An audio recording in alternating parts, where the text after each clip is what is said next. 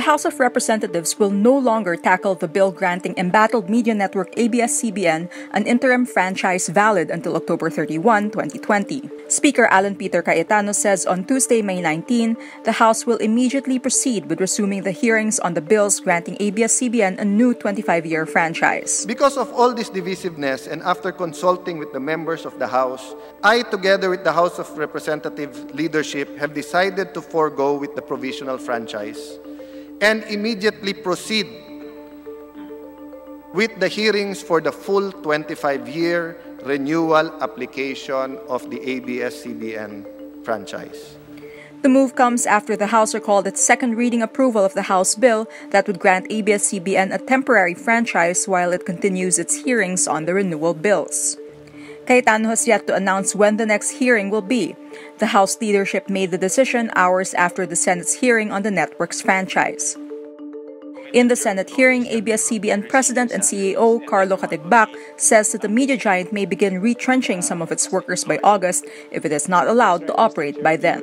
We continue to lose a substantial amount of money every month, Your Honor, and I'm afraid that if we cannot get back on air soon, by August we may already have to consider beginning a retrenchment process.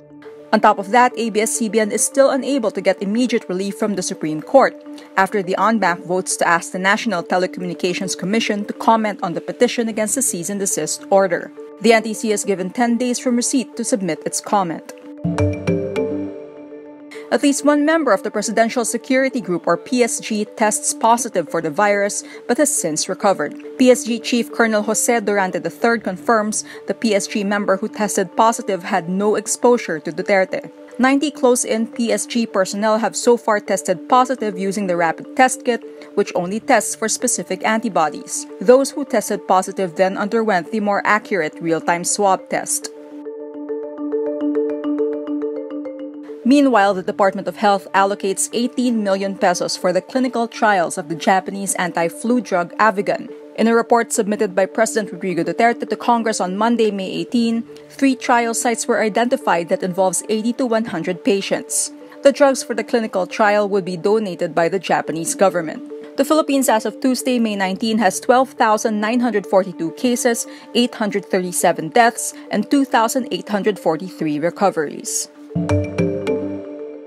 U.S. biotech firm Moderna reports promising early results from the first clinical tests of an experimental vaccine for COVID-19. Moderna says the vaccine candidate, called mRNA-1273, appears to produce an immune response in 8 people. Moderna adds the vaccine was generally safe and well tolerated. Despite these developments, U.S. President Donald Trump reveals he is taking hydroxychloroquine, an anti-malaria drug that his own government experts say is not suitable for fighting the novel coronavirus. Trump on Monday says he's been taking the drug as a preventative measure for about a week and a half.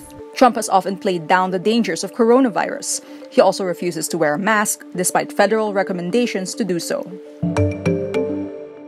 Public school teacher Ronel Mas is released on a 72,000 peso bail on Tuesday, May 19. Mas spent 8 days in detention for a tweet on a 50 million peso reward to kill President Rodrigo Duterte. He is scheduled to be arraigned on May 28 for a charge of inciting to sedition.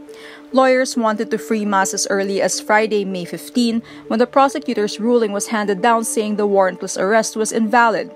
But in the same ruling, the prosecutor says the defect of the warrantless arrest was cured by Mas's extrajudicial confession to members of the media. The NBI refused to release Mas because of the ruling. Human rights lawyers slammed the ruling, saying that an invalid warrantless arrest cannot be cured even if the confession is eventually accepted as evidence. The NBI's crackdown on what it calls coronavirus-related fake news has been criticized as a stifling of free speech. Former WWE wrestler Shad Gaspard is reportedly missing after going swimming with his son in Venice Beach, California. A TMZ report says Gaspard and his son were among a group of swimmers who got caught in a strong sea current on Tuesday, May 19, Manila time, as lifeguards rushed to the rescue.